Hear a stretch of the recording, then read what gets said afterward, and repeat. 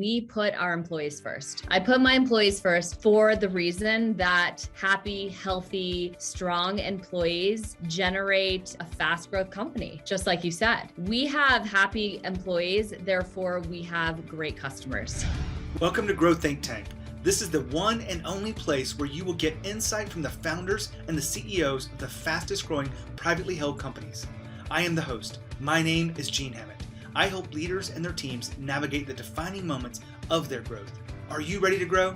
What does it take to grow your business fast? Well, I think it's probably different than what you think. When you have a fast growth company, one of the most common factors across that is not just because they have a good idea, not just because they have the right timing, because they've been able to create a team of people that are moving together. They're able to execute. They're able to truly be aligned around this. And there's no way that you can do that without being employee-centric focused. And so that is the topic of today's interview today. I've had a lot of conversations with founder CEOs across all of the fast growth companies, and I love to be able to continue to this conversation on employee-centric focus. It's something we have all the time, but this is what you're going to get a little bit different today, which I'll share with you. Our special guest is the founder of Willow Industries. She is Jill Ellsworth, and they were number 205 on the Inc. list, really astronomical growth. And she talks about why employee-centric focus is so important to the success of their company. She talked about where that shifted inside her leadership style, so you'll learn from that too. But what you really want to take away from today's episode is, how do you look at your employees? Are they the most important aspect to growth? Are they the asset that makes everything else work? Or are they just people that come to work and get some stuff done? Well, in today's episode, we talk about employee-centric focus. The common theme around this is you've got to look at your own leadership style and be willing to say, does it work with me moving forward? And if your style is about to go through a change, you're feeling a little bit uncertain, you're not quite sure how to move forward, then I'd love to have a conversation with you about your leadership style and about what's really missing and inside of where you are today and where you want to be as a leader. I work with a lot of founders, CEOs, and their teams to help them grow faster and help them be the stronger leaders. And that's really the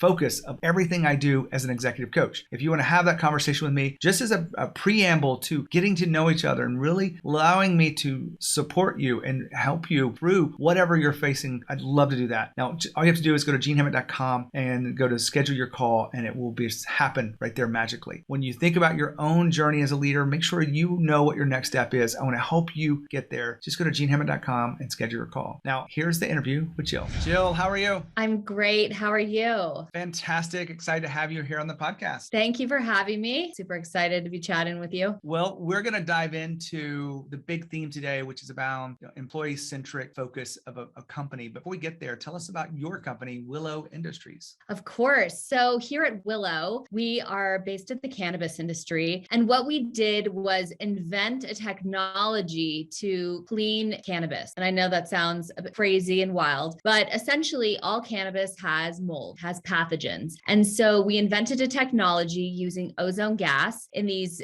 sealed chambers that essentially cleans finished flower. So the flower that you see on the dispensary, it's clean from mold, yeast, mildew, E. coli, salmonella, ensuring that cultivators are passing state testing before they're able to sell it. But most importantly, it's consumer safety. Your product is safe before you consume it. I don't know much about this market, but I know that it's been growing, and it's been something where, every state's, got different processes of legal versus, marijuana usage and recreational usage. But I imagine the demand for the product is, driving the growth of your own business. Absolutely. What's interesting is we were very early. I started this business 6 years ago when no one was having these sort of conversations. And it took a really long time for the industry to understand the need for this type of technology. I mean, it's used widely in food and beverage. Like, you go to the grocery store, your milk is safe, and it's gone through a step to ensure E. coli isn't in it. Well, I mean, this was so early for cannabis, and it's been wonderful to see adoption. And that's what we're seeing across the US and in Canada and in the international markets. Well, thanks for keeping us safe for all those that do partake in the cannabis.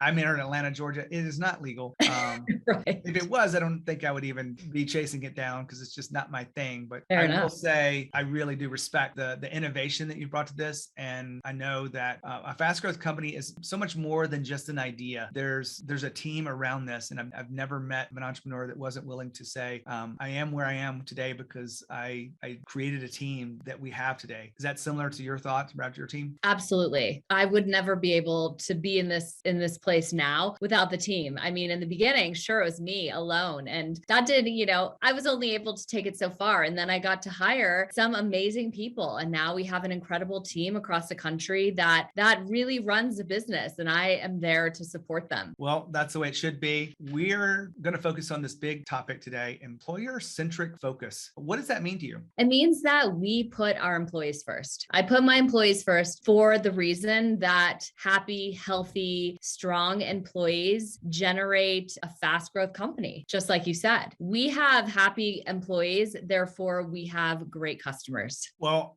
I know this concept, but I think a lot of people think it should be a little bit different. I have what I call the impossible question, which is, as a leader of a fast growth company, what's more important, employees or customers? If your customer was listening, you're like, well, of course it's customers, but really the answer is employees. Again, my employees have incredible relationships with customers all across the country and in Canada because they are in a very supported work environment where they know that their needs are being taken care of, they are heard, they are seen, and that in turn results in a happy workplace and a happy employee. And so we have good customers because of them. Well, that's the way it should be. I mean, Richard Branson's famous for, take care of your employees, they'll take care of your customers. The opposite of that is Jeff Bezos, which he's in the news, it seems like daily, with something going on in one of his plants. Most of his employees are probably hourly paid. And it's a very different thing there because they say that they're customer focused to a fault. Are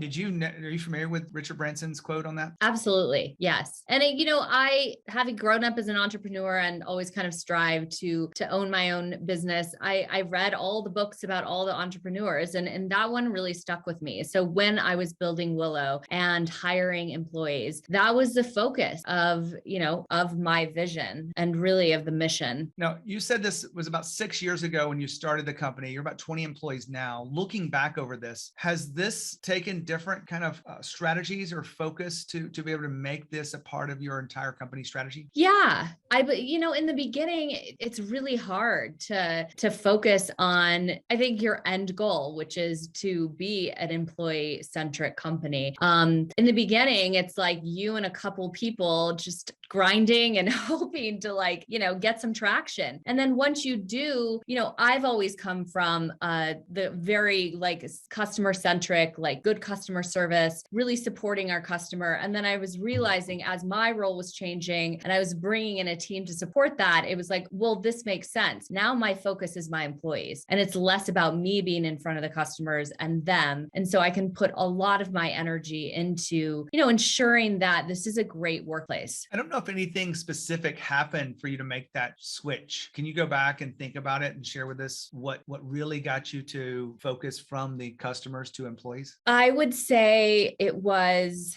I would say it was hiring some key roles and realizing I got a great hire. And I was like, well, how can I ensure that I'm keeping these employees and that they aren't leaving because of X, Y, and Z. So I really started to look at, how can I maintain employees and keep them in the fold and what can I do? And so as they were taking customers off my plate, I started to realize, well, I still have this, overwhelming desire to take care of ... And it was employees. Keeping employees is something Jill just mentioned. And I want to make sure that you understand that the key to keeping employees is not about paying them more, but it's about creating a space for them to feel appreciated at work and for them to have the kind of leadership that they deserve. Now, people don't leave companies, they leave bad managers. And you may have heard this before, but it really is true because people get so frustrated not being understood, not feeling appreciated across their journey, not getting the feedback they need to. And too many managers are just doing the bare minimum it takes. They're really focused on the wrong things. So I'm calling that to the mat right now because I really do see this as a big problem across many organizations, including fast growth companies, as they continue to scale, a lot of the bad habits that happen at the top leadership level cascade down throughout the organization, and that's a problem. You want to make sure that you are keeping employees. Well, you want to make sure your leadership is keeping up with the times. So keep listening in to the podcast. And if I can help you in any way, make sure you let me know. Now back to Jill. I love the fact that it was all centered around keeping employees, because when you think about our job as leaders, one of the hardest things it is to do is to pour into someone that leaves too early.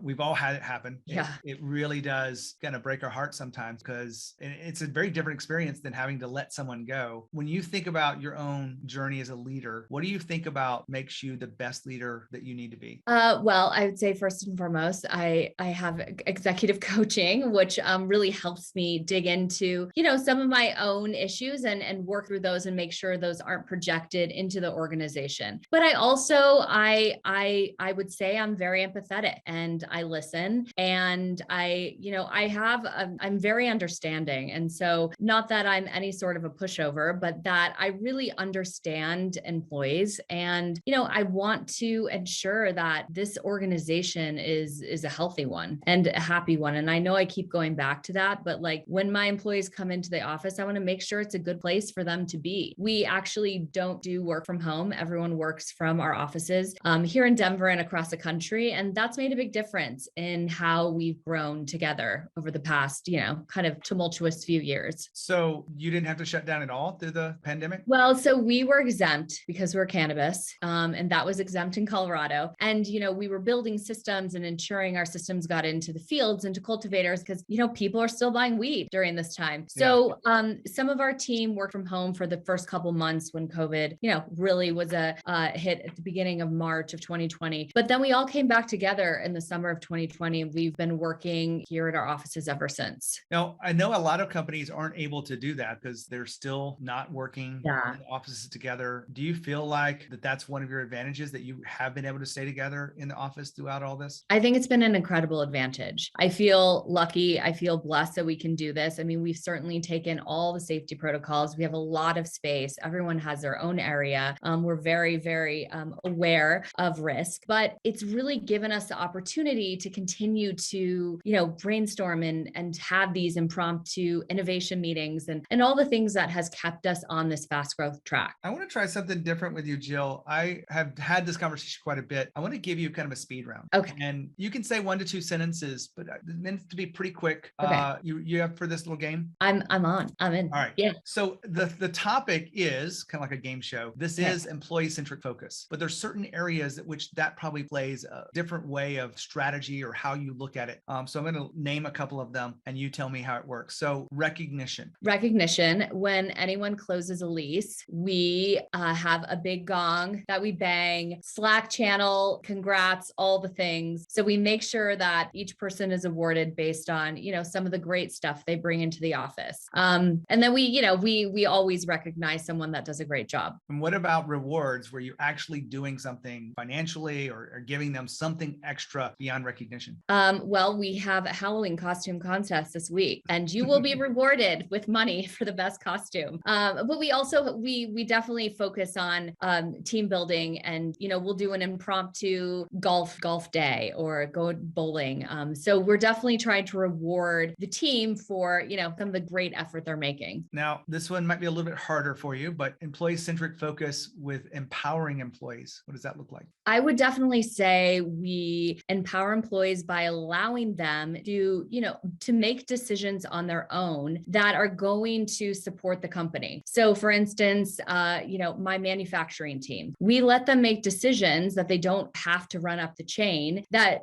I would think they probably should, but we say, listen, you make these decisions. We trust that you're looking at this business from an owner's perspective, and we're giving you those keys because we believe in you. A few more here on my list. Transparency. We're very transparent. We have monthly Willow meetings where the whole team comes together, and I actually provide financials to the team. I provide current revenue, projected revenue, monthly recurring revenue, just so the team knows where we are and like how those results are more tangible to them. Okay, so this is where we need to be to hit revenue, and so you can actually see it, and I feel like that provides a little more ownership too. Now, Jill was just talking about transparency. Let me give you more than just the financial transparency, which is common. You want to make sure you have the level of transparency transparency where people are really talking about the things that need to be talked about. There aren't avoidance of difficult conversations. I find this is a really popular amongst leaders that are going fast. There's a lot of chaos. They'll avoid things hoping that they'll work themselves out. Well, most of the time they don't. They actually just get worse. And so when you create the kind of transparency, it goes both ways. A two-way street is the way I say it. You have to be transparent with them. They have to be willing to be transparent with you, because what you really want is an employee to be able to say, you know what, I don't feel like you showed up to the meeting completely prepared today. And let me make sure you do that more often, or let me help you do that. Or what can I do to help you? You want to make sure that they're comfortable to call you out, because that's where both of you grow. This kind of transparency is very important across companies when they grow. It's much more than just financial transparency, as Jill talked about, even though that's a good place to start. Back to Jill. Perfect. Inclusion. I mean, we certainly, us being a small team, we certainly focus on this. We have some initiatives coming out soon, but I mean, I would say we're very inclusive. It's hard to really like give good examples here, but we definitely are, I would say we are on I'll it. help you, because I think this has a lot of meetings inside of our organizations. Yeah. When I look at inclusion, I look at it as when you had to define the values of the company, you included others into that process. You didn't just lock yourself away and give them the values that the company had. Is that fair to say? That is fair. And actually, thank you, Jean, for kind of guiding me there. Yes, I actually put together what I thought was a good list of values, and I sent them out to a lot of my executives. And I said, give me your thought, feedback. I want to hear if these are in line with who we are. So I'm going to break from our little rapid fire here, because I don't get a chance to do this very much, but this is a very common topic here on the podcast, because I think it is so important. I keep having it on because I want more people to understand the power of being employee-centric, or really putting employees first. We